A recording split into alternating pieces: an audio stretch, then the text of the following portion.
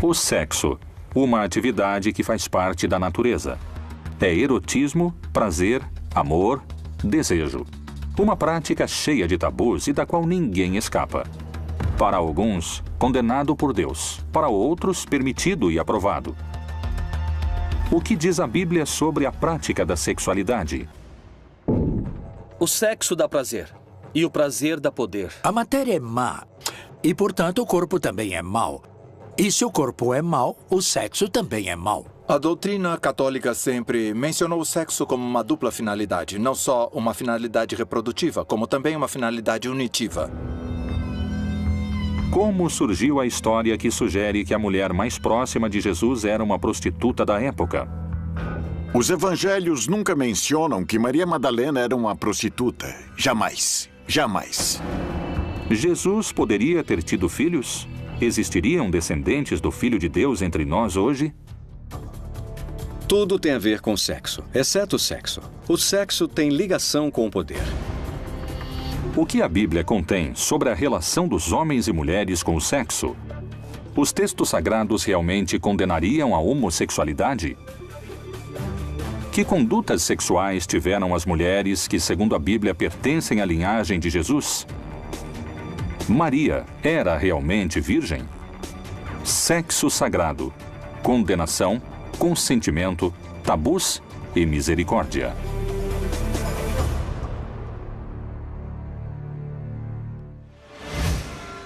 Os evangelhos relatam a vida de Jesus.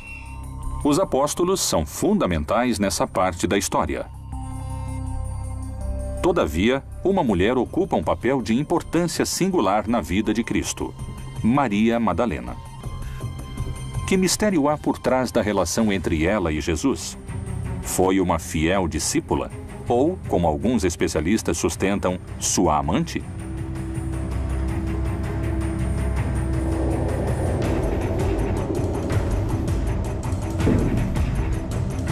Se o Filho de Deus viveu sua vida como ser humano, pode tê-la passado sem sexo?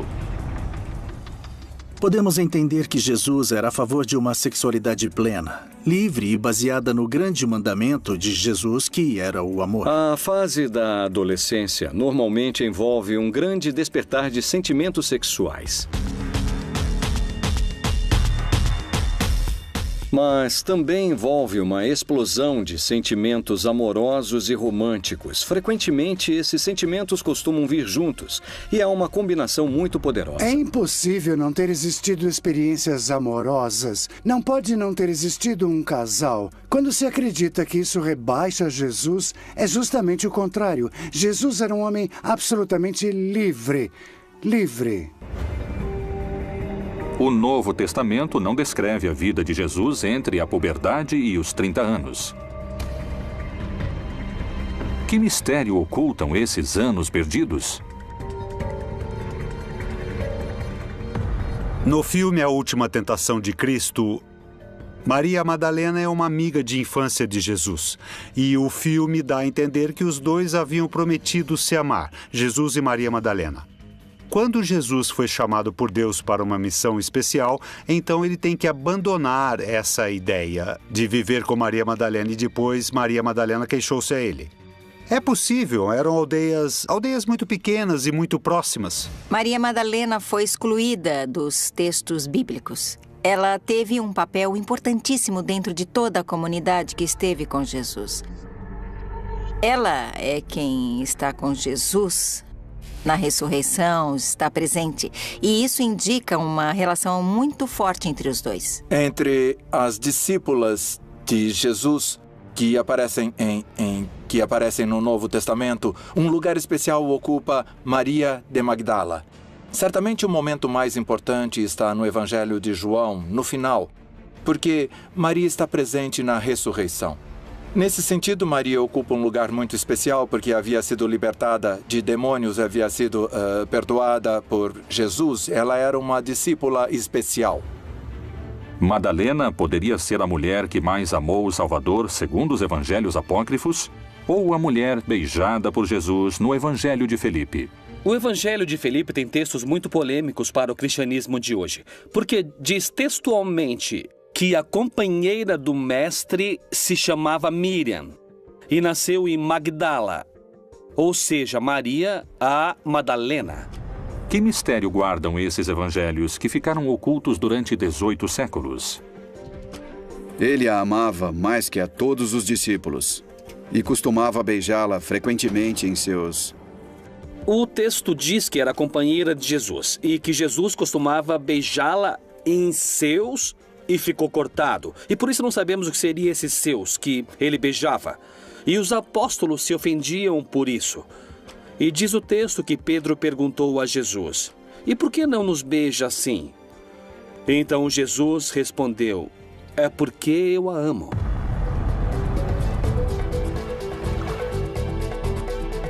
Que segredos esse evangelho continha sobre a vida sentimental de Jesus para ter sido ocultado durante 1.600 anos? Talvez o evangelho de Maria Madalena possa dar a resposta. Irmã, sabemos que o Salvador te amava mais do que a qualquer outra mulher. O Evangelho de Maria Madalena e o Evangelho de Felipe mostram um vínculo muito específico com Jesus, ou entre Maria Madalena e Jesus, que é de esposos ou amantes. O Evangelho de Felipe é um dos evangelhos que foram retirados das Bíblias no ano de 325, no Concílio de Nicéia. Esse concílio ordenou o imperador Constantino para tornar o cristianismo uma religião imperial. Outro dos argumentos da Igreja para combater esses evangelhos é que não se faz distinção em hebraico ou em aramaico entre irmão, primo, esposo. É um erro crasso porque isso não está escrito nem em hebraico nem em aramaico, mas sim em grego ou em cota, e nesse caso não é assim. Existe uma palavra para amante ou esposo ou esposa e outra palavra muito diferente para amigo, amiga ou companheiro e companheira. Por que a igreja reduziu o papel de Maria Madalena ao de uma prostituta salva por Jesus? Será que tentaram ocultar alguma informação que não devia ser citada? Bem como algumas mulheres que haviam sido curadas de espíritos malignos e de enfermidades, Maria, chamada Madalena, da qual tinham saído 7 demônios. Alguns interpretam que ela era uma prostituta. De Maria Madalena, dizem que Jesus expulsou dela 7 demônios. Isso na Bíblia. Obviamente, uma interpretação patriarcal o associa imediatamente com os homens. Ela é pecadora porque teve 7 amantes ou maridos. Agora, como Maria Madalena também está representada na iconografia sedutora, aí está outra condição pecaminosa da mulher. Se houve uma relação física e carnal entre Jesus e Maria Madalena, eu creio que não alteraria em nada o que está na Bíblia. O propósito da Bíblia é realçar a fé de Maria e o olhar e a atitude de compaixão de Jesus para com o ser humano. Qual é o motivo para situar Maria Madalena no lugar de uma prostituta? Na verdade, foi um modo de rebaixar o perfil de Maria Madalena. Maria Madalena tinha um perfil muito mais alto do que muitos apóstolos. E nessa estrutura patriarcal, machista, dos evangelhos e dos primeiros tempos da igreja cristã, não convinha de maneira alguma que Maria Madalena tivesse um papel tão importante quanto o que Jesus lhe havia dado. Se ela era central para o cristianismo primitivo, era preciso derrubá-la. E num mundo de homens, a prostituição, da qual os homens desfrutam, a derruba transformando uma mulher em prostituta. Mas isso, posteriormente, não é uma coisa histórica. E na Bíblia não há um texto onde seja dito que Maria Madalena era uma prostituta. Por que denegri-la ou apontá-la como uma pecadora através do sexo? Onde e quando nasce a associação do sexo com o pecado? E o sexo se transforma no pecado original. Não na concepção judaico-cristã original, mas na concepção dos séculos segundo e terceiro e adiante. No judaísmo, na Bíblia, a visão é absolutamente ter e dar prazer, independentemente do conceito de procriar. São Tertuliano.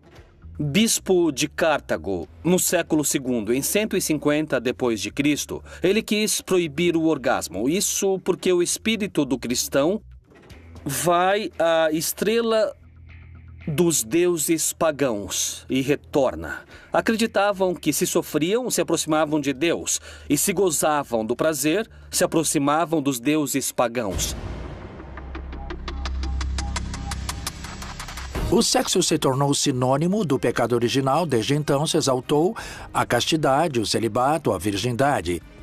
E então, pela mesma razão, em contraponto, o diabo acabou sendo considerado alguém que se relaciona com o ato sexual. Qual é a versão histórica que deu início ao vínculo entre sexo e pecado? Santo Agostinho foi padre e doutor da Igreja Católica no século IV. Ele teve muita influência sobre o conceito de sexo como parte do que a Igreja o concebe hoje.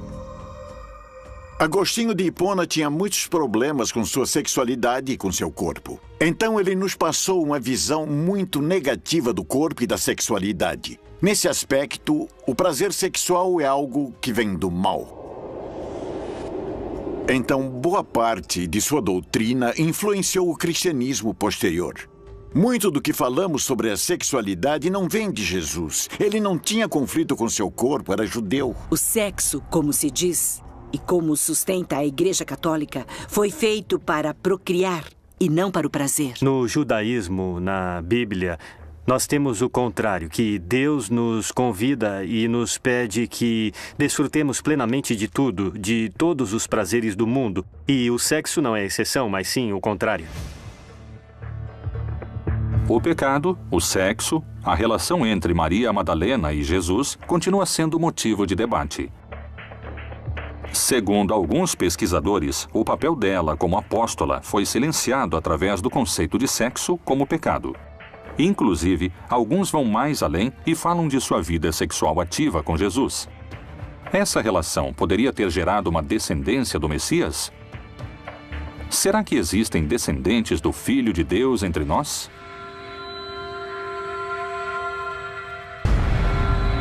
Segundo alguns pesquisadores, a relação entre Maria Madalena e Jesus foi mais além do amor espiritual e pode ter deixado descendentes fruto das relações sexuais entre ambos. Talpiot, um bairro de Jerusalém, 28 de março de 1980. Um grupo de pesquisadores cava a terra para colocar os alicerces de um edifício e encontra uma antiga tumba. Que mistério estava enterrado nesse sepulcro? Não se publicou nenhum artigo sobre os restos em nenhum lugar. Eu disse, há 6 nomes, inscrições, que se encontravam junto aos restos que eram muito incomuns. E alguém teria que ter percebido como eram incomuns. E 5 desses 6 nomes tinham uma conexão óbvia com a família de Jesus de Nazaré. Miriam, Maria, Yeshua, Ben-Shô Yosef, não Ben-Shô Ruben ou Ben-Shô Moisés, mas Ben-Shô Yosef. E Yehudá, Ben-Shô Yeshua. Não tem nenhuma conexão bíblica e, de repente, vemos uma nova figura na família bíblica. Temos, de repente, um Yehudá, filho de Jesus, de Yeshua. Os diretores do laboratório de Lakehead, em Ontário, Canadá, fizeram uma análise do DNA dos restos encontrados e determinaram que os tecidos das ossadas de Jesuá, Mariamene e Mara não estavam relacionados. Não eram irmãos, nem mãe e filho, ou pai e filha. Um ponto que esqueci de mencionar é que 10 ossadas foram descobertas na tumba de Talpiot, mas somente 9 se encontram hoje, no Museu Rockefeller, uma ossada, a 10ª ossada, desapareceu em condições muito misteriosas. A descoberta da suposta tumba de Jesus suscitou a hipótese da existência de Judá, filho do Messias, com Maria Madalena. Mas não é a única teoria a respeito da descendência de Cristo. Uma corrente de pesquisadores afirma que Maria Madalena teve um filho e sua descendência foi ocultada do mundo. O fato de que Jesus e Maria Madalena tiveram filhos deveria ser visto como algo normal e saudável, claro, porque o que há de mais normal neste mundo é formar uma família e ter filhos, é engendrar filhos. O Santo Graal é a taça em que Jesus converte ou dá seu sangue para os apóstolos beberem. Mas, na verdade, o que Jesus deixa para a comunidade é sua descendência com Maria Madalena. E então o Santo Graal é, na realidade, a matriz. Jesus teve uma vida normal. Eu quero dizer, ele também se casou e teve filhos. Por que se nega a possibilidade de que Cristo tenha deixado descendentes? Por que razão esse conceito se mantém até os dias de hoje? E qual é sua relação com o celibato? O celibato é muito importante, tanto por nos esforçarmos para nos parecermos com Jesus, quanto por ter a disponibilidade para poder servir a Deus. É a oferenda da própria vida. Não há um vínculo teológico imediato entre o ministério sacerdotal e o celibato. É uma discípula assumida pela Igreja Latina. O conceito de que a religião é vista como uma inimiga da sexualidade baseia-se na ideia de que a sexualidade é sempre boa. Creio que é melhor dizer que a sexualidade é como a energia nuclear. Tem muito potencial para ser boa e canalizada e bem aproveitada, como também pode ser destrutiva. A sexualidade pode arruinar vidas, destruir indivíduos e arruinar famílias. O papel tradicional da religião tem sido canalizar a sexualidade para relações amorosas e saudáveis dentro de todas as famílias. Às vezes fez isso com êxito, outras vezes não, mas fez com as melhores intenções. O solteiro cuida das coisas do Senhor, em como há de agradar ao Senhor. Mas o que é casado cuida das coisas do mundo, em como há de agradar a mulher.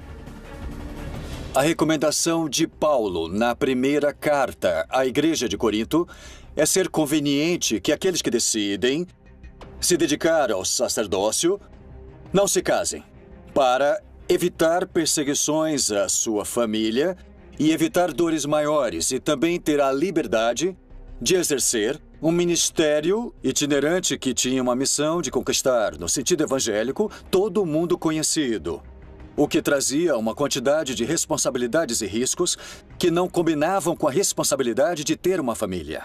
Como eu vivo a norma do celibato como uma oportunidade de liberdade e consagração maravilhosa, porque nos abre a possibilidade de nos relacionarmos com todos os seres humanos a partir de uma liberdade particular, como pastores, precisamente como sacerdotes, como ministros do Senhor.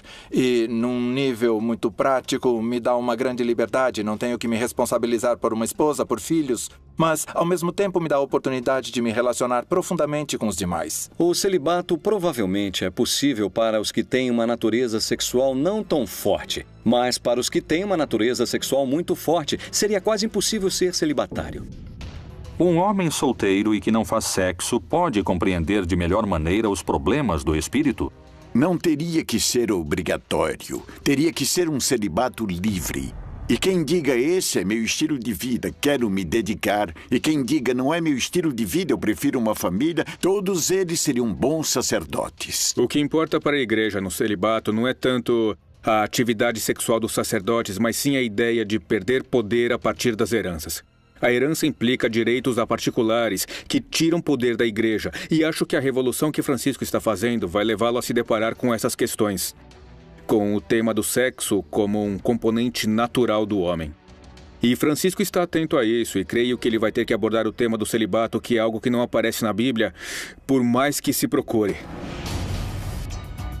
E é isso que faz com que um sacerdote católico tenha tantas dificuldades na hora de entender o que é uma família, porque ele não sabe o que é. Então, é muito curioso que as pessoas que mais aconselham sobre a família, o aborto, a natalidade, etc., sejam pessoas proibidas de ter uma família. A ideia de um Jesus celibatário não calou o enigma que ainda persiste em sua relação com Maria Madalena. A relação entre Jesus e Maria Madalena depois da ressurreição de Jesus é matéria da imaginação. É possível que tenham tido uma relação, que tenham continuado uma relação de amizade e de amor, por que não? Mas se não entendemos a ressurreição assim como é o meu caso e como alguns textos do Novo Testamento não a entender, então é inútil falar da relação sexual, física ou genital entre Maria Madalena e Jesus. E esse vínculo continuará fazendo parte dos mistérios dos textos sagrados, assim como os frutos dessa relação. A Bíblia apresenta outras mulheres importantes para Jesus, em cujas vidas o sexo teve um papel preponderante. Na ascendência de Jesus, existem algumas mulheres, por exemplo, Tamar, que precisou se passar por prostituta, Raabe, que era uma prostituta, Ruth, que era uma não-judia da cidade de Moabe, inimiga dos judeus, Betsabá, que foi acusada de adultério, e a própria Maria, uma jovem que as pessoas não acreditavam que havia sido engravidada pelo Espírito Santo. E esses são os tipos de mulheres mencionadas na genealogia de Jesus Cristo. E você pode pensar, que tipo de família tem esse homem? Que tipo de antecedentes familiares? Estrangeiras, prostitutas? Qual relato bíblico vincula Tamar com a prostituição? Tamar era casada com uma pessoa que morreu. E quando essa pessoa morreu, seu irmão, Onã, e outros não quiseram se casar com ela, como era uma tradição, segundo a qual, se havia um irmão solteiro, devia se casar com a viúva para preservar o nome da família e a continuidade. E Tamar então teve uma ideia para poder recuperar seu lugar como mulher na tribo, na casa de Judá, que foi se disfarçar de prostituta. E então seduzir Judá, sem que ele percebesse que estava se deitando com uma mulher que, tecnicamente, era sua nora, ainda que não estivesse casada com nenhum dos seus filhos, mas que fora casada com 2 e deveria estar casada com o 3º. Finalmente, ela o seduziu. Tiveram relações sexuais e, no momento de pagá-la, ele não tinha dinheiro consigo. Aí ela pegou e disse, tudo bem, deixe comigo alguns objetos, deixe eles como garantia. E me mande o dinheiro em algum momento. Então ele pegou e deixou sua vara, seu cinto e seu anel de chancela, que eram objetos que indicavam que pertenciam a uma determinada pessoa. É como hoje em dia deixar um documento, por exemplo, o passaporte. Tamar engravidou e ele quis castigá-la, mas ela lhe mostrou os objetos que pertenciam a ele. E ele reconheceu que agiu muito mal, porque a deixou abandonada e não lhe deu atenção. Tamar foi considerada listada no Evangelho de Mateus como uma das ascendentes de Jesus, o Messias. As mulheres dessa linhagem foram protagonistas de algumas histórias de sexo hoje vistas como tabus? Jesus poderia ter sido concebido em uma relação sexual entre Maria e José? O vínculo entre Jesus e Maria Madalena e a construção de sua imagem como prostituta continuarão sendo motivo de discussão. Mas essa não foi a única mulher que na vida de Jesus teria uma relação direta com o sexo. Tamar não pôde se esquivar do sexo ao longo de sua história. Segundo a genealogia descrita por Mateus em seu evangelho, encontramos 5 mulheres na árvore genealógica do Messias. Em todas elas, o sexo teve uma importância vital. Depois de Tamar, veio Raabe, a chamada meretriz de Jericó. O livro de Josué narra a história da conquista da cidade de Jericó, Jericó em hebraico. Josué mandou que 2 homens investigassem a cidade de Jericó, que era uma cidade fortificada, para poder conquistá-la. E esses 2 homens foram recebidos por uma mulher chamada Raabe, a qual o texto bíblico diz que era Zaná. Hoje em dia, em hebraico, Zaná significa prostituta. E eles acabaram lhe prometendo que quando conquistassem a cidade, todos que estavam na casa dela se salvariam. Ela tinha que pendurar um sinal na casa, para que vissem onde estava sua gente e sua família, para que se salvassem. Finalmente, esses homens escaparam e cumpriram o prometido ao conquistar a cidade de Jericó. Ela abandonou a prostituição, arrependeu-se de seu passado como Zaná, como prostituta, se converteu ao judaísmo e há discussões sobre com quem se casou, mas todos concordam que ela se casou com algum grande líder do povo de Israel. Raabe conseguiu assim continuar com sua linhagem. Segundo especialistas, o sexo pode ter sido a chave para esse êxito. Na história da família de Jesus, outra mulher se destaca por sua relação e vínculos com o sexo como elemento de sua história. Seu nome era Ruth. A história de Ruth, o livro de Ruth, é um livro muito interessante porque nos conta uma história de amor, uma história de sedução. Ruth e sua sogra Noemi estavam numa discussão desesperada. Não tinham terra nem dinheiro. Tinham muito pouco e não tinham família que pudesse cuidar delas. Noemi lhe disse: não permitas que eu me separe de ti, porque aonde quer que tu fores, eu irei. Aonde quer que vivas, eu viverei. Teu povo será meu povo, etc. Então ela recita a fórmula matrimonial que entre os judeus só se recitava em casamentos, em bodas, entre homem e mulher, que se recitava à mulher. Naquela época, a mulher viúva, na verdade, passava por uma situação muito difícil, porque não encontrava trabalho facilmente, não tinha modo de obter sustento, e muita gente a considerava, inclusive, como amaldiçoada por Deus por ter sofrido essa desgraça. Então, foi para a eira e fez conforme a tudo quanto sua sogra lhe havia ordenado. Havendo, pois, Boaz comido e bebido, ficou alegre e foi deitar-se perto do monte de grãos. Então veio ela, de mansinho, e lhe descobriu os pés e se deitou.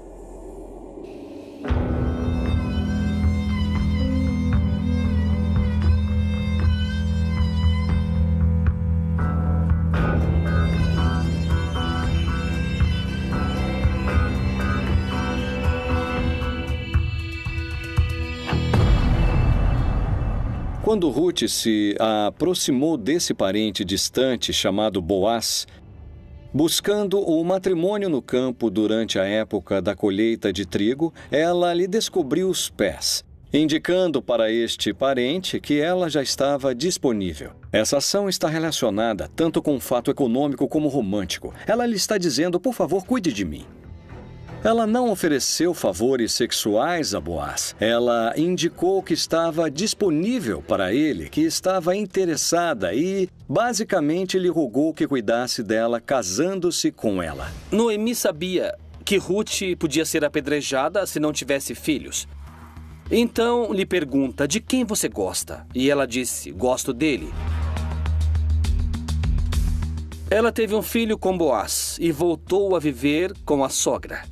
E já não podiam matá-la porque era fértil, mas viveram juntas a vida toda. Uma mulher idosa e uma mulher bem jovem, que era o modelo de par na antiguidade. Uma pessoa mais velha que transmitia sabedoria através da sexualidade, da intimidade, à pessoa mais nova. E mesmo não sendo judia, ela seria a avó de, ninguém menos que o rei Davi.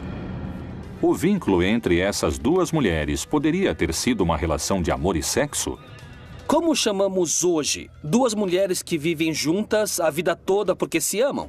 Lésbicas. Qual é o argumento dos conservadores? Eles dizem que não houve sexo, que elas viveram como freiras. Bom, isso é uma questão de interpretação de cada um. Mas aí aparece uma fórmula de que, se tivesse sido homem e mulher, teríamos assumido que havia um contexto sexual ou erótico. Betsabá, a amante do rei Davi, é outra das mulheres que se destacam na linhagem de Jesus. Mais uma mulher que não pôde evitar as práticas sexuais ao longo de sua história. É a mulher que Davi viu quando nua. Ele se apaixonou por ela e mandou matar Urias para ficar com ela. E tiveram um filho que mais tarde se tornou o rei Salomão, Betsabá. Independentemente de ser adultério ou não na época em que o texto foi escrito, Betsabá foi a quarta mulher na história da linhagem de Cristo que teve uma conduta sexual que hoje seria reprovada. Para alguns, a quinta mulher é a mais importante de todas. Em sua história, o sexo também está presente, ainda que por sua ausência. Segundo o relato, ela não teve contato carnal, concebeu sem sexo, era imaculada. Qual é o verdadeiro mistério que se esconde por trás da Virgem Maria? A Virgem Maria é o protótipo da mãe, é a mulher imaculada. A prostituição implica em sujar alguma coisa, não é? É a palavra prostituição, é o sentido da palavra, enquanto que a virgindade implicaria na fidelidade. E entrando o anjo onde ela estava, disse: Salve, agraciada, o Senhor é contigo, bendita és tu entre as mulheres. A Anunciação como acontecimento que tem Maria como personagem encontra-se no Evangelho de São Lucas.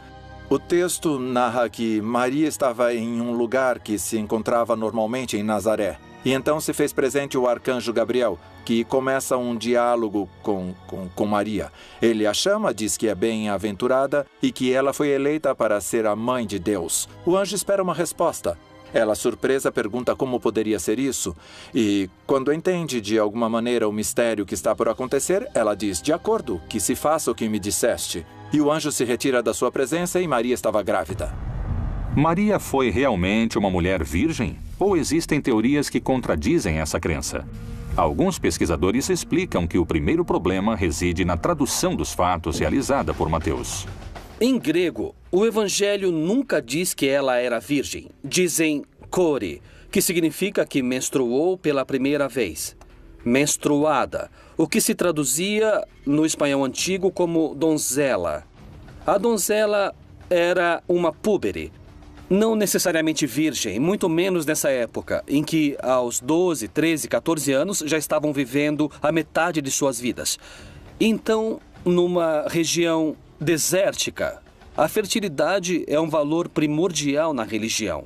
Que todo sêmen seja fértil, disse Isaías. A profecia de Isaías, que fala de uma virgem, está na primeira parte do livro de Isaías. Na verdade, no sentido direto, no sentido literal, não fala de uma virgem, fala de uma jovem mulher. Essa jovem mulher não necessariamente era virgem. No entanto, a leitura que o Evangelho de Mateus faz dessa citação é uma leitura em que já se integrou essa citação como um anúncio de virgindade. Segundo a Bíblia, sem essas 5 mulheres, Jesus não teria nascido. Todas elas protagonizaram histórias que têm o sexo como verdadeiro protagonista. O Novo Testamento diz que esse tipo de mulheres foram a ascendência familiar de Jesus. Mas a Bíblia não as condena nem as assinala como pecadoras. Porque parece que em outras passagens ela o faz com as prostitutas, as adúlteras ou inclusive com a homossexualidade. O que diz a Bíblia sobre esses temas de enorme controvérsia ao redor do mundo? A história das mulheres da linhagem de Jesus está intimamente ligada ao sexo. O sexo, um mistério difícil de desvendar. Um enigma tão importante que está presente desde o Gênesis. No capítulo 2, Deus fala com Adão, o primeiro homem, e lhe dá uma mensagem que gerou uma infinidade de interpretações e de debates. Não tendes lido que aquele que os fez no princípio, macho e fêmea, os fez e disse: portanto, deixará o homem pai e mãe, e se unirá à sua mulher, e serão 2 numa só carne?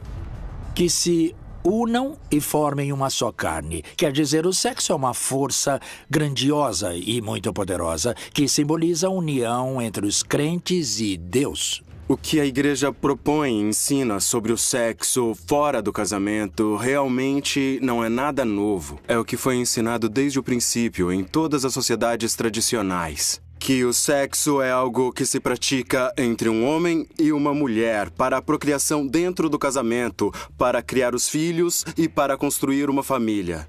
Mas a igreja leva isso um pouco mais além. Nosso Senhor Jesus Cristo repete os ensinamentos que encontramos no livro de Gênesis, que o casal forme uma só carne. E cada pessoa faz uma interpretação do texto bíblico quando vai dar uma mensagem.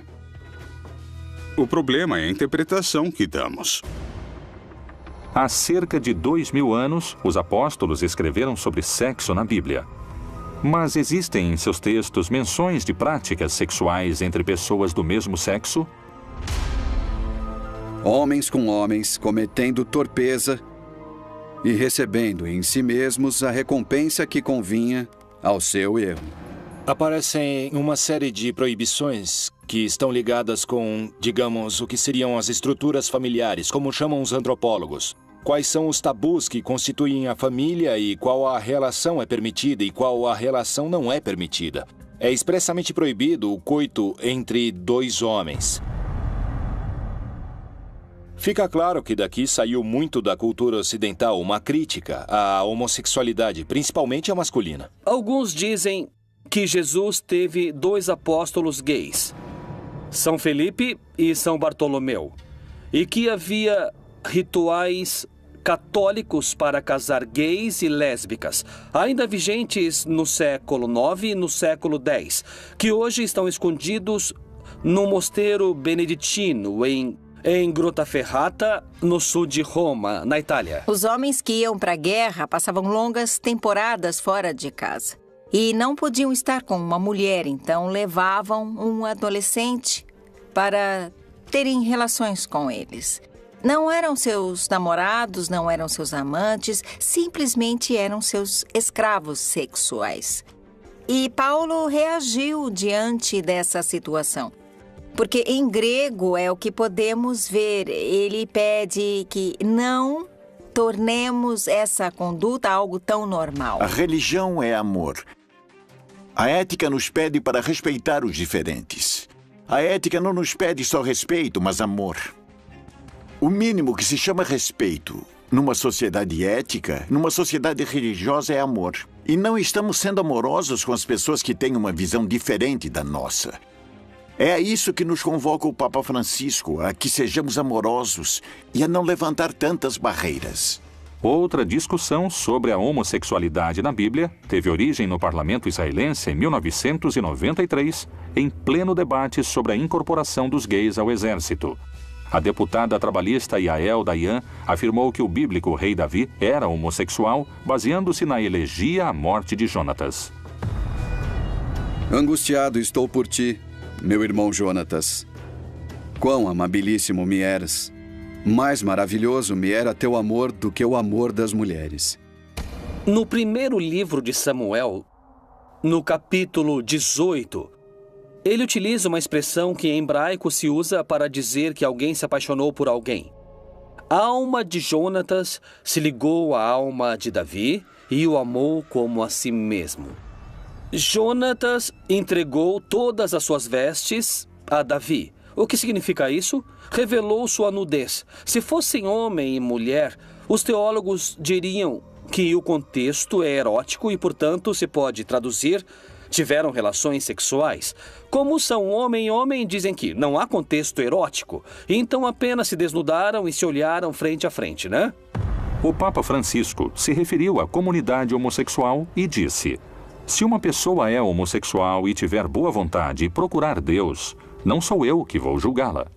Os homossexuais, as lésbicas, são tão filhos e filhas de Deus como os heterossexuais e os bissexuais. Minha qualidade moral não reside no exercício da minha orientação sexual. A ideia do casamento entre pessoas do mesmo sexo gera controvérsias no meio religioso.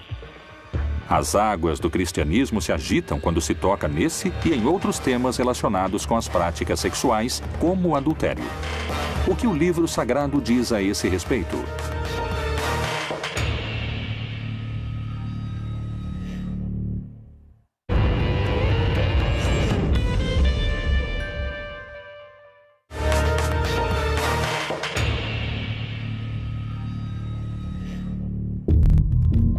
Os heróis da Bíblia parecem ter sido, antes de tudo, seres humanos, com as mesmas necessidades e escolhas sexuais que qualquer cidadão da atualidade. O adultério é uma prática sexual condenada pela Bíblia? Que histórias a palavra de Deus relata sobre esses temas? E tinha 700 mulheres princesas e 300 concubinas. E suas mulheres lhe perverteram o coração. Salomão realmente foi considerado o rei mais inteligente e o mais sábio. E a Bíblia diz que um rei, isso naquela época, era o dono de tudo e tinha muito poder e se chegava a ter muitas mulheres. Diz que não pode fazer assim, que não deve exagerar e ter mulheres demais, para que não o separem de mim, disse Deus. O rei Salomão disse, pela inteligência que tinha, que isso se aplica aos homens mortais, não a alguém tão inteligente como eu. Se o motivo é esse, não vai ser aplicado a mim. Eu sou muito inteligente, não terei a mesma fraqueza, eu vou me manter firme em minhas convicções. E então, ele transgrediu essa limitação. Histórias de poligamia e adultério percorrem os textos sagrados. Alguns desses relatos comprometem a linhagem de várias culturas. A Bíblia relata que o patriarca Abraão se casou com Sara, que a amava muito, e que se passaram muitos anos, e ela não podia ter filhos. Ele tinha uma criada que se chamava Agar. Depois de muitos anos em que Sara não teve filhos, ela mesma lhe propôs: toma a minha criada Agar e veja se ela vai poder procriar. Ora, Sara, mulher de Abraão, não lhe dava filhos. E disse a Abraão: toma, pois, a minha serva. Porventura, terei filhos através dela. Abraão se casou com Agar e teve um filho que chamou de Ismael. E daí saiu a descendência do povo árabe. Mas como Jesus agiu diante de casos de adultério segundo os evangelhos? Aquele que dentre vós está sem pecado, seja o primeiro que atire pedra contra ela. Chegou um grupo de homens irritados que apresentou a ele uma mulher que, segundo disseram, havia sido encontrada em flagrante adultério. E foi uma armadilha para Jesus porque lhe disseram: a lei exige que essas mulheres sejam apedrejadas. E a saída de Jesus foi maravilhosa, porque Jesus reconheceu, sim, a desobediência no ato da mulher, mas lhes deu uma resposta diferente. Bom, quem está livre de pecado, que atire a primeira pedra. Então, reconheceu a desobediência, mas ao mesmo tempo abriu espaço para uma conversão e uma transformação. Por isso, no final, se aproximou e disse: ninguém te condena, tampouco eu, então vá e não peques mais. Se as atividades sexuais fora do casamento são pecado, por que em algumas passagens da Bíblia foram permitidas ou perdoadas? Que mistério oculta a condenação ao pecado sexual? O sexo é algo muito importante para as pessoas. Não sabemos exatamente o porquê, mas as instituições, as culturas, as famílias e as religiões sempre têm muito a dizer a respeito. O sexo dá prazer e o prazer dá poder. A pessoa que manda em seu próprio corpo, ou seja, tem poder sobre sua sexualidade, sobre sua reprodução, logo quer mandar em sua casa, logo quer mandar na sua rua, logo quer mandar no bairro. Então as pessoas que exercem seus direitos sexuais e reprodutivos se tornam politicamente perigosas, ameaçadoras. De fato, herege. Em grego, arestai, quer dizer escolha pessoal. Quem tem o direito de escolher, e exatamente foi isso que tornaram um pecado. O domínio do sexo, que é o domínio da fonte da vida, é muito importante para a dominação. E então a Igreja impõe sobre o sexo um determinado tipo de repressão. E para isso, o modelo tem que ser um modelo que não tem nada a ver com o sexo, que está completamente livre do sexo. A Igreja valoriza o sexo como um ato precioso. Um ato que envolve as pessoas de tal maneira que, ao exercê-lo, demanda uma consagração de um ao outro. De fato, é uma aspiração ao amor que marca profundamente a natureza humana. Então, é justo por essa razão que se condena também quando há desordens em seu exercício. E é essa desordem que às vezes chamam de condenação. A Bíblia, a palavra de Deus. Uma palavra que passou pelo crivo daqueles que a escreveram, daqueles que a selecionaram, das instituições e da própria história. O sexo, um ato indispensável para a concepção da vida. Para alguns, um dom de Deus. Para outros, a encarnação do diabo e um dos pecados mais condenados. O sexo está presente no livro sagrado em todas as suas formas. A luta de forças entre o espírito e a carne mantiveram o debate vivo até os nossos dias. O sexo, outro dos mistérios da Bíblia proibida.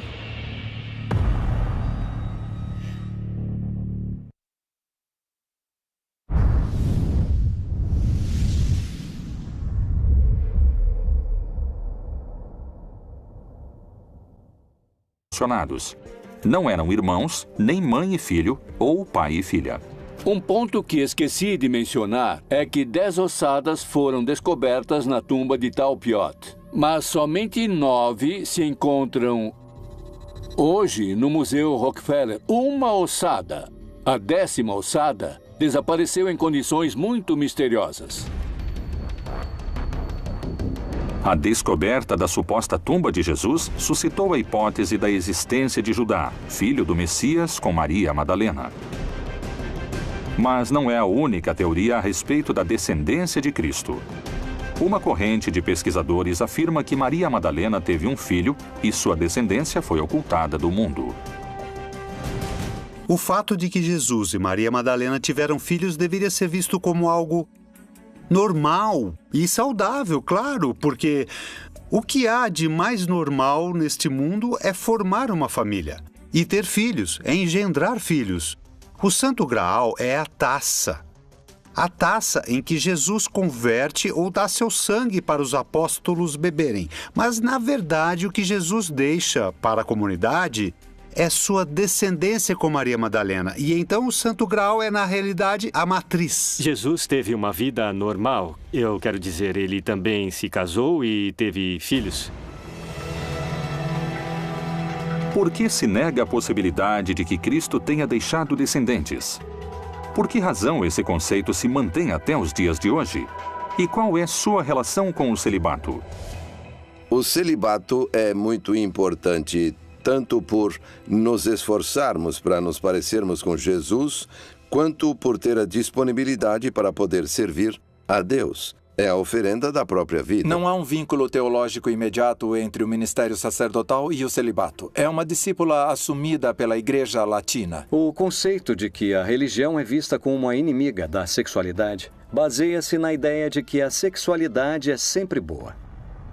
Creio que é melhor dizer que a sexualidade é como a energia nuclear. Tem muito potencial para ser boa e canalizada e bem aproveitada, como também pode ser destrutiva. A sexualidade pode arruinar vidas, destruir indivíduos e arruinar famílias. O papel tradicional da religião tem sido canalizar a sexualidade para relações amorosas e saudáveis dentro de todas as famílias. Às vezes fez isso com êxito, outras vezes não, mas fez com as melhores intenções. O solteiro cuida das coisas do Senhor, em como há de agradar ao Senhor. Mas o que é casado cuida das coisas do mundo, em como há de agradar a mulher. A recomendação de Paulo na primeira carta à Igreja de Corinto é ser conveniente que aqueles que decidem se dedicar ao sacerdócio não se casem, para evitar perseguições à sua família e evitar dores maiores, e também ter a liberdade de exercer um ministério itinerante que tinha uma missão de conquistar, no sentido evangélico, todo o mundo conhecido, o que trazia uma quantidade de responsabilidades e riscos que não combinavam com a responsabilidade de ter uma família.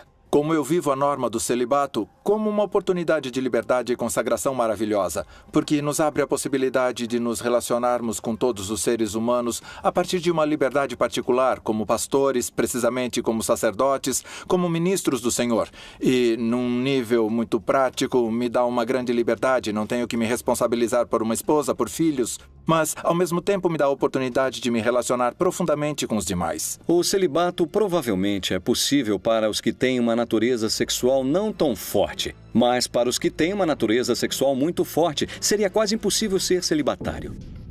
Um homem solteiro e que não faz sexo pode compreender de melhor maneira os problemas do espírito? Não teria que ser obrigatório. Teria que ser um celibato livre. E quem diga esse é meu estilo de vida, quero me dedicar, e quem diga não é meu estilo de vida, eu prefiro uma família, todos eles seriam bons sacerdotes. O que importa para a igreja no celibato não é tanto a atividade sexual dos sacerdotes, mas sim a ideia de perder poder a partir das heranças. A herança implica direitos a particulares que tiram poder da igreja, e acho que a revolução que Francisco está fazendo vai levá-lo a se deparar com essas questões, com o tema do sexo como um componente natural do homem. E Francisco está atento a isso, e creio que ele vai ter que abordar o tema do celibato, que é algo que não aparece na Bíblia, por mais que se procure. E é isso que faz com que um sacerdote católico tenha tantas dificuldades na hora de entender o que é uma família, porque ele não sabe o que é. Então, é muito curioso que as pessoas que mais aconselham sobre a família, o aborto, a natalidade, etc., sejam pessoas proibidas de ter uma família. A ideia de um Jesus celibatário não calou o enigma que ainda persiste em sua relação com Maria Madalena. A relação entre Jesus e Maria Madalena depois da ressurreição de Jesus é matéria da imaginação. É possível que tenham tido uma relação, que tenham continuado uma relação de amizade e de amor, por que não? Mas se não entendemos a ressurreição assim como é o meu caso e como alguns textos do Novo Testamento não a entender, então é inútil falar da relação sexual, física ou genital entre Maria Madalena e Jesus. Esse vínculo continuará fazendo parte dos mistérios dos textos sagrados, assim como os frutos dessa relação. A Bíblia apresenta outras mulheres importantes para Jesus, em cujas vidas o sexo teve um papel preponderante. Na ascendência de Jesus, existem algumas mulheres, por exemplo, Tamar, que precisou se passar por prostituta, Raabe, que era uma prostituta, Ruth, que era uma não-judia da cidade de Moabe, inimiga dos judeus, Betsabá, que foi acusada de adultério, e a própria Maria, uma jovem que as pessoas não acreditavam que havia sido engravidada pelo Espírito Santo. E esses são os tipos de mulheres mencionadas na genealogia de Jesus Cristo. E você pode pensar, que tipo de família tem esse homem? Que tipo de antecedentes familiares? Estrangeiras, prostitutas? Qual relato bíblico vincula Tamar com a prostituição?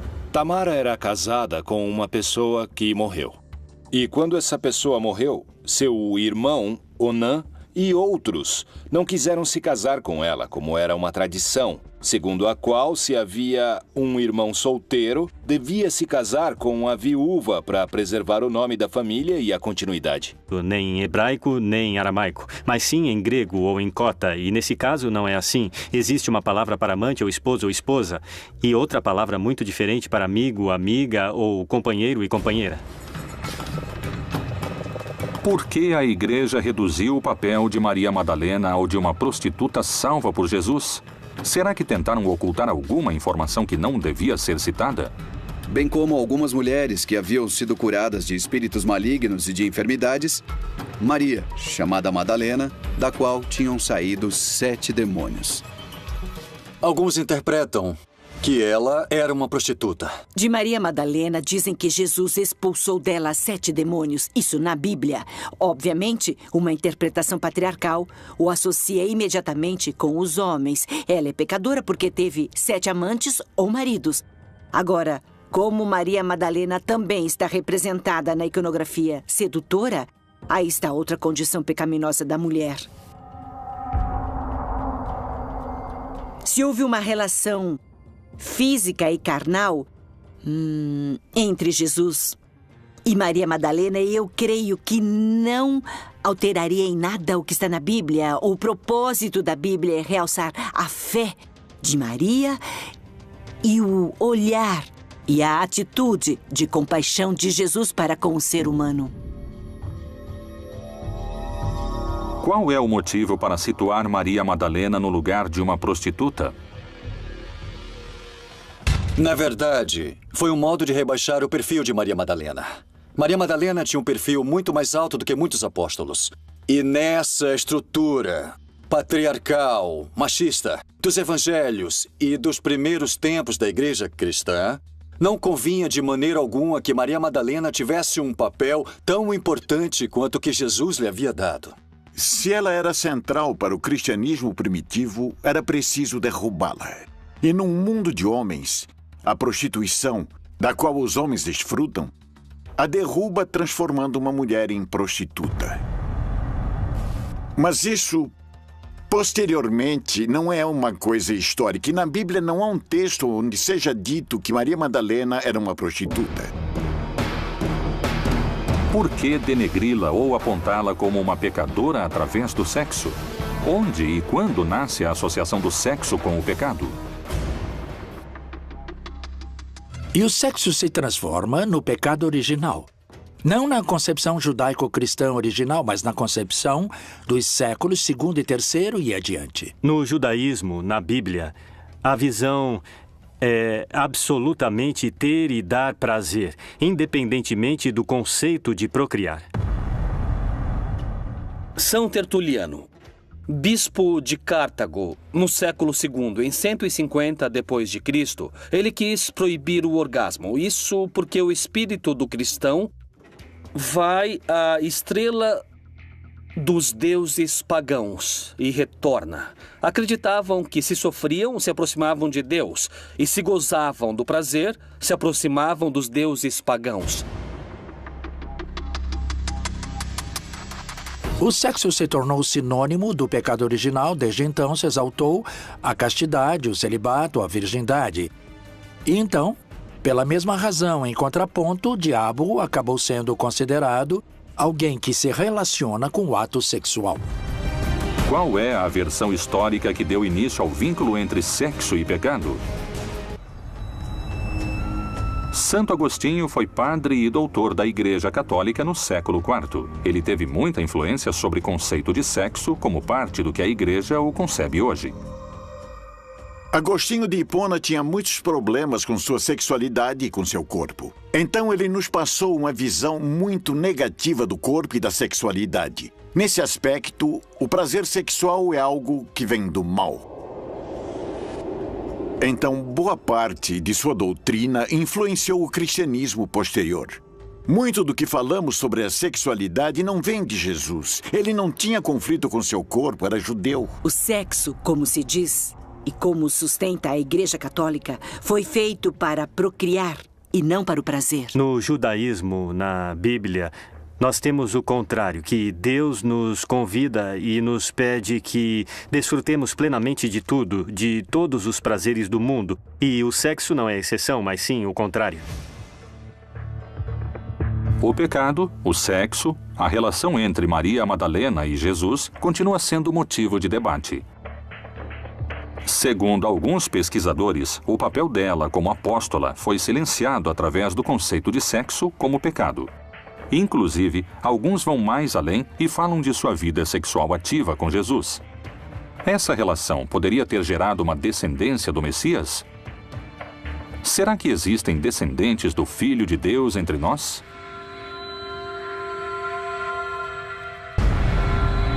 Segundo alguns pesquisadores, a relação entre Maria Madalena e Jesus foi mais além do amor espiritual e pode ter deixado descendentes fruto das relações sexuais entre ambos. Talpiot, um bairro de Jerusalém, 28 de março de 1980.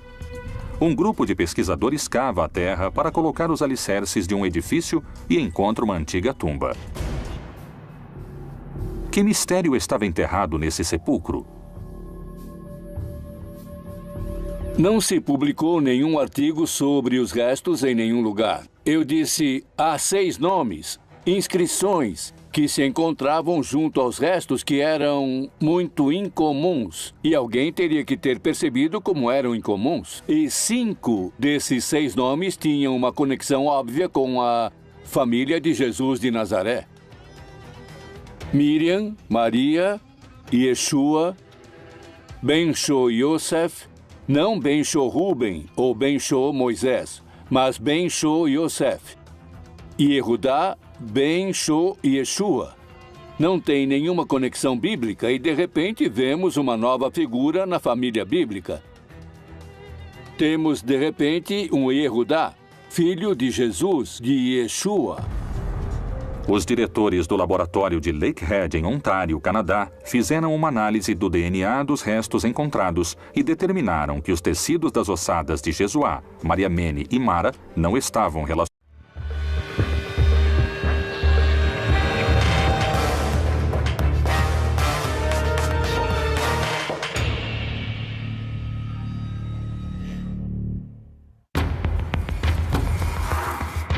O sexo. Uma atividade que faz parte da natureza. É erotismo, prazer, amor, desejo. Uma prática cheia de tabus e da qual ninguém escapa.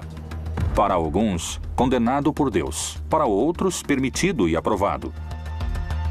O que diz a Bíblia sobre a prática da sexualidade? O sexo dá prazer. E o prazer dá poder. A matéria é má. E, portanto, o corpo também é mau. E se o corpo é mau, o sexo também é mau. A doutrina católica sempre mencionou o sexo como uma dupla finalidade, não só uma finalidade reprodutiva, como também uma finalidade unitiva. Como surgiu a história que sugere que a mulher mais próxima de Jesus era uma prostituta da época? Os evangelhos nunca mencionam que Maria Madalena era uma prostituta. Jamais. Jamais. Jesus poderia ter tido filhos? Existiriam descendentes do Filho de Deus entre nós hoje? Tudo tem a ver com sexo, exceto o sexo. O sexo tem ligação com o poder. O que a Bíblia contém sobre a relação dos homens e mulheres com o sexo? Os textos sagrados realmente condenariam a homossexualidade? Que condutas sexuais tiveram as mulheres que, segundo a Bíblia, pertencem à linhagem de Jesus? Maria era realmente virgem? Sexo sagrado, condenação, consentimento, tabus e misericórdia.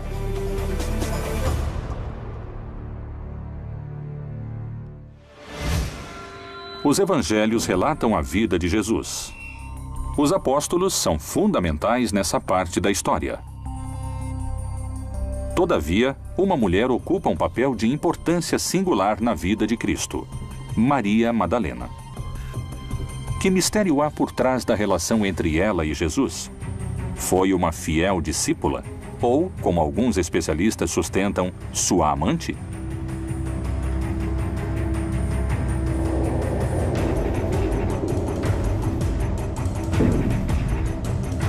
Se o Filho de Deus viveu sua vida como ser humano, pode tê-la passado sem sexo? Podemos entender que Jesus era a favor de uma sexualidade plena, livre e baseada no grande mandamento de Jesus, que era o amor. A fase da adolescência normalmente envolve um grande despertar de sentimentos sexuais.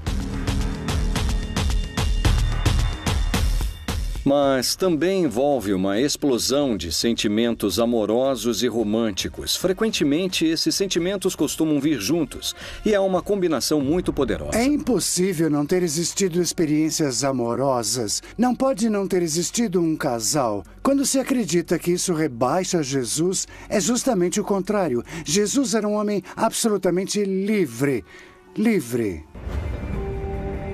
O Novo Testamento não descreve a vida de Jesus entre a puberdade e os 30 anos. Que mistério ocultam esses anos perdidos? No filme A Última Tentação de Cristo, Maria Madalena é uma amiga de infância de Jesus.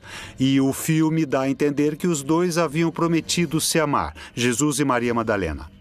Quando Jesus foi chamado por Deus para uma missão especial, então ele tem que abandonar essa ideia de viver com Maria Madalena, e depois Maria Madalena queixou-se a ele. É possível, eram aldeias muito pequenas e muito próximas. Maria Madalena foi excluída dos textos bíblicos. Ela teve um papel importantíssimo dentro de toda a comunidade que esteve com Jesus. Ela é quem está com Jesus na ressurreição, está presente. E isso indica uma relação muito forte entre os dois. Entre as discípulas de Jesus que aparecem no Novo Testamento, um lugar especial ocupa Maria de Magdala. Certamente o momento mais importante está no Evangelho de João, no final, porque Maria está presente na ressurreição. Nesse sentido, Maria ocupa um lugar muito especial porque havia sido libertada de demônios, havia sido perdoada por Jesus. Ela era uma discípula especial. Madalena poderia ser a mulher que mais amou o Salvador, segundo os evangelhos apócrifos, ou a mulher beijada por Jesus no Evangelho de Felipe? O Evangelho de Felipe tem textos muito polêmicos para o cristianismo de hoje, porque diz textualmente que a companheira do mestre se chamava Miriam e nasceu em Magdala, ou seja, Maria a Madalena. Que mistério guardam esses evangelhos que ficaram ocultos durante 18 séculos? Ele a amava mais que a todos os discípulos e costumava beijá-la frequentemente em seus... O texto diz que era companheira de Jesus e que Jesus costumava beijá-la em seus e ficou cortado. E por isso não sabemos o que seria esses seus que ele beijava. E os apóstolos se ofendiam por isso. E diz o texto que Pedro perguntou a Jesus: "E por que não nos beija assim?" Então Jesus respondeu: "É porque eu a amo."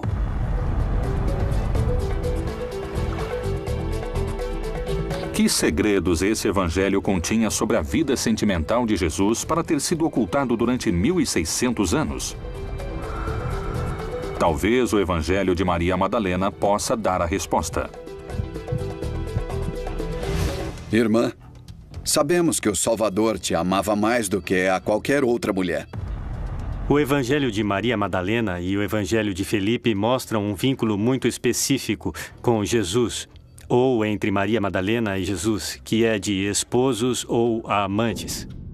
O Evangelho de Felipe é um dos evangelhos que foram retirados das Bíblias no ano de 325, no Concílio de Nicéia. Esse concílio ordenou o imperador Constantino para tornar o cristianismo uma religião imperial. Outro dos argumentos da Igreja para combater esses evangelhos é que não se faz distinção em hebraico ou em aramaico entre irmão, primo e esposo. É um erro crasso porque isso não está escrito. E Tamar então teve uma ideia para poder recuperar seu lugar como mulher na tribo, na casa de Judá, que foi se disfarçar de prostituta. E então seduzir Judá, sem que ele percebesse que estava se deitando com uma mulher que, tecnicamente, era sua nora, ainda que não estivesse casada com nenhum dos seus filhos, mas que fora casada com 2 e deveria estar casada com o 3º. Finalmente, ela o seduziu. Tiveram relações sexuais e, no momento de pagá-la, ele não tinha dinheiro consigo. Aí ela pegou e disse: tudo bem, deixe comigo alguns objetos, deixe eles como garantia e me mande o dinheiro em algum momento. Então ele pegou e deixou sua vara, seu cinto e seu anel de chancela, que eram objetos que indicavam que pertenciam a uma determinada pessoa. É como hoje em dia deixar um documento, por exemplo, o passaporte. Tamar engravidou e ele quis castigá-la, mas ela lhe mostrou os objetos que pertenciam a ele. E ele reconheceu que agiu muito mal porque a deixou abandonada e não lhe deu atenção. Tamar foi considerada listada no Evangelho de Mateus como uma das ascendentes de Jesus, o Messias. As mulheres dessa linhagem foram protagonistas de algumas histórias de sexo hoje vistas como tabus? Jesus poderia ter sido concebido em uma relação sexual entre Maria e José? O vínculo entre Jesus e Maria Madalena e a construção de sua imagem como prostituta continuarão sendo motivo de discussão. Mas essa não foi a única mulher que na vida de Jesus teria uma relação direta com o sexo. Tamar não pôde se esquivar do sexo ao longo de sua história. Segundo a genealogia descrita por Mateus em seu evangelho, encontramos 5 mulheres na árvore genealógica do Messias. Em todas elas, o sexo teve uma importância vital. Depois de Tamar, veio Raabe, a chamada meretriz de Jericó. O livro de Josué narra a história da conquista da cidade de Jericó, Yerihô em hebraico. Josué mandou que 2 homens investigassem a cidade de Jericó, que era uma cidade fortificada, para poder conquistá-la.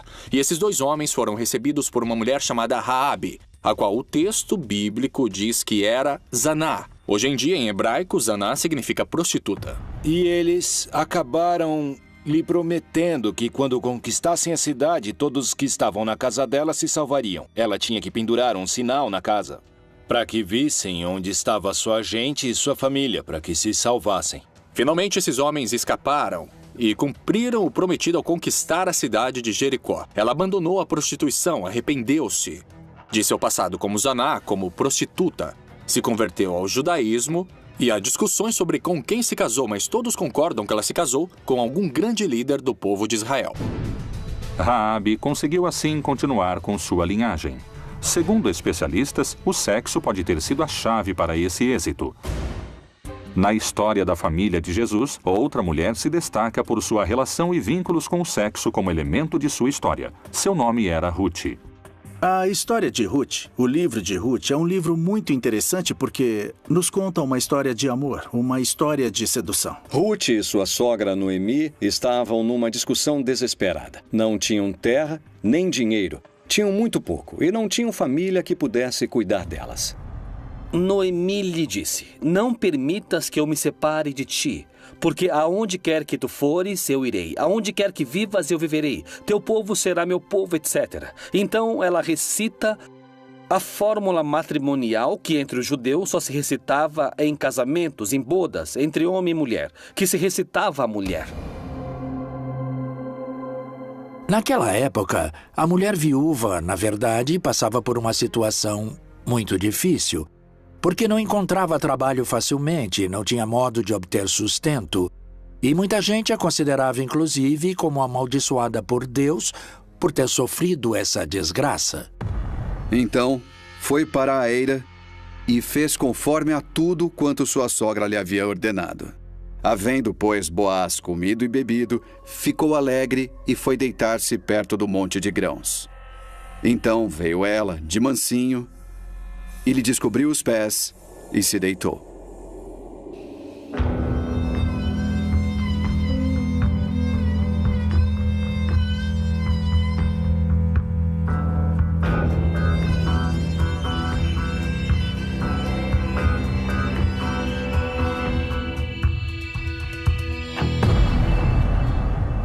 Quando Ruth se aproximou desse parente distante chamado Boaz, buscando o matrimônio no campo durante a época da colheita de trigo, ela lhe descobriu os pés, indicando para este parente que ela já estava disponível. Essa ação está relacionada tanto com o fato econômico como romântico. Ela lhe está dizendo, por favor, cuide de mim. Ela não ofereceu favores sexuais a Boaz. Ela indicou que estava disponível para ele, que estava interessada e, basicamente, lhe rogou que cuidasse dela, casando-se com ela. Noemi sabia que Ruth podia ser apedrejada se não tivesse filhos. Então, lhe pergunta, de quem você gosta? E ela disse, gosto dele. Ela teve um filho com Boaz e voltou a viver com a sogra. E já não podiam matá-la porque era fértil, mas viveram juntas a vida toda. Uma mulher idosa e uma mulher bem jovem, que era o modelo de par na antiguidade. Uma pessoa mais velha que transmitia sabedoria através da sexualidade, da intimidade, à pessoa mais nova. E mesmo não sendo judia, ela seria a avó de, ninguém menos que o rei Davi. O vínculo entre essas duas mulheres poderia ter sido uma relação de amor e sexo? Como chamamos hoje duas mulheres que vivem juntas a vida toda porque se amam? Lésbicas. Qual é o argumento dos conservadores? Eles dizem que não houve sexo, que elas viveram como freiras. Bom, isso é uma questão de interpretação de cada um, mas aí aparece uma fórmula de que, se tivesse sido homem e mulher, teríamos assumido que havia um contexto sexual ou erótico. Betsabá, a amante do rei Davi, é outra das mulheres que se destacam na linhagem de Jesus. Mais uma mulher que não pôde evitar as práticas sexuais ao longo de sua história. É a mulher que Davi viu quando nua. Ele se apaixonou por ela e mandou matar Urias para ficar com ela. E tiveram um filho que mais tarde se tornou o rei Salomão, Betsabá. Independentemente de ser adultério ou não na época em que o texto foi escrito, Betsabá foi a quarta mulher na história da linhagem de Cristo que teve uma conduta sexual que hoje seria reprovada. Para alguns, a quinta mulher é a mais importante de todas. Em sua história, o sexo também está presente, ainda que por sua ausência. Segundo o relato, ela não teve contato carnal, concebeu sem sexo, era imaculada. Qual é o verdadeiro mistério que se esconde por trás da Virgem Maria? A Virgem Maria é o protótipo da mãe, é a mulher imaculada. A prostituição implica em sujar alguma coisa, não é? É a palavra prostituição, é o sentido da palavra, enquanto que a virgindade implicaria na fidelidade. E entrando o anjo onde ela estava, disse: Salve, agraciada, o Senhor é contigo. Bendita és tu entre as mulheres. A anunciação como acontecimento que tem Maria como personagem encontra-se no Evangelho de São Lucas. O texto narra que Maria estava em um lugar que se encontrava normalmente em Nazaré. E então se fez presente o arcanjo Gabriel, que começa um diálogo com Maria. Ele a chama, diz que é bem-aventurada e que ela foi eleita para ser a mãe de Deus. O anjo espera uma resposta. Ela, surpresa, pergunta como poderia ser isso. E, quando entende de alguma maneira o mistério que está por acontecer, ela diz, de acordo, que se faça o que me disseste. E o anjo se retira da sua presença e Maria estava grávida. Maria foi realmente uma mulher virgem? Ou existem teorias que contradizem essa crença? Alguns pesquisadores explicam que o primeiro problema reside na tradução dos fatos realizada por Mateus. Em grego, o Evangelho nunca diz que ela era virgem. Dizem kore, que significa que menstruou pela primeira vez. Menstruada, o que se traduzia no espanhol antigo como donzela. A donzela era uma púbere, não necessariamente virgem, muito menos nessa época, em que aos 12, 13, 14 anos já estavam vivendo a metade de suas vidas. Então, numa região desértica, a fertilidade é um valor primordial na religião. Que todo sêmen seja fértil, disse Isaías. A profecia de Isaías, que fala de uma virgem, está na primeira parte do livro de Isaías. Na verdade, no sentido direto, no sentido literal, não fala de uma virgem, fala de uma jovem mulher. Essa jovem mulher não necessariamente era virgem. No entanto, a leitura que o Evangelho de Mateus faz dessa citação é uma leitura em que já se integrou essa citação como um anúncio de virgindade. Segundo a Bíblia, sem essas 5 mulheres, Jesus não teria nascido. Todas elas protagonizaram histórias que têm o sexo como verdadeiro protagonista. O Novo Testamento diz que esse tipo de mulheres foram a ascendência familiar de Jesus. Mas a Bíblia não as condena nem as assinala como pecadoras. Porque parece que em outras passagens ela o faz com as prostitutas, as adúlteras ou inclusive com a homossexualidade. O que diz a Bíblia sobre esses temas de enorme controvérsia ao redor do mundo? A história das mulheres da linhagem de Jesus está intimamente ligada ao sexo. O sexo, um mistério difícil de desvendar. Um enigma tão importante que está presente desde o Gênesis. No capítulo 2, Deus fala com Adão, o primeiro homem, e lhe dá uma mensagem que gerou uma infinidade de interpretações e de debates. Não tendes lido que aquele que os fez no princípio, macho e fêmea, os fez e disse: portanto, deixará o homem pai e mãe, e se unirá à sua mulher, e serão 2 numa só carne? Que se unam e formem uma só carne. Quer dizer, o sexo é uma força grandiosa e muito poderosa que simboliza a união entre os crentes e Deus. O que a igreja propõe e ensina sobre o sexo fora do casamento realmente não é nada novo. É o que foi ensinado desde o princípio em todas as sociedades tradicionais. Que o sexo é algo que se pratica entre um homem e uma mulher para a procriação dentro do casamento, para criar os filhos e para construir uma família. Mas a igreja leva isso um pouco mais além. Nosso Senhor Jesus Cristo repete os ensinamentos que encontramos no livro de Gênesis, que o casal forme uma só carne. E cada pessoa faz uma interpretação do texto bíblico quando vai dar uma mensagem. O problema é a interpretação que damos. Há cerca de 2000 anos, os apóstolos escreveram sobre sexo na Bíblia. Mas existem em seus textos menções de práticas sexuais entre pessoas do mesmo sexo? Homens com homens, cometendo torpeza e recebendo em si mesmos a recompensa que convinha ao seu erro. Aparecem uma série de proibições que estão ligadas com, digamos, o que seriam as estruturas familiares, como chamam os antropólogos. Quais são os tabus que constituem a família e qual a relação é permitida e qual a relação não é permitida. É expressamente proibido o coito entre 2 homens.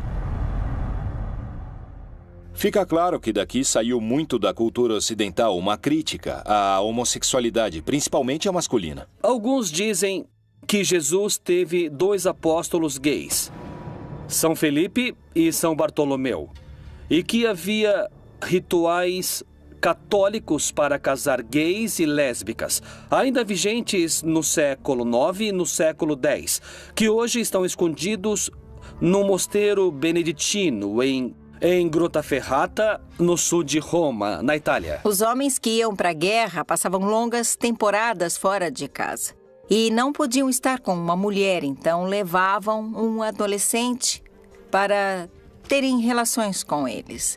Não eram seus namorados, não eram seus amantes, simplesmente eram seus escravos sexuais. E Paulo reagiu diante dessa situação. Porque em grego é o que podemos ver. Ele pede que não tornemos essa conduta algo tão normal. A religião é amor. A ética nos pede para respeitar os diferentes. A ética não nos pede só respeito, mas amor. O mínimo que se chama respeito numa sociedade ética, numa sociedade religiosa, é amor. E não estamos sendo amorosos com as pessoas que têm uma visão diferente da nossa. É a isso que nos convoca o Papa Francisco, a que sejamos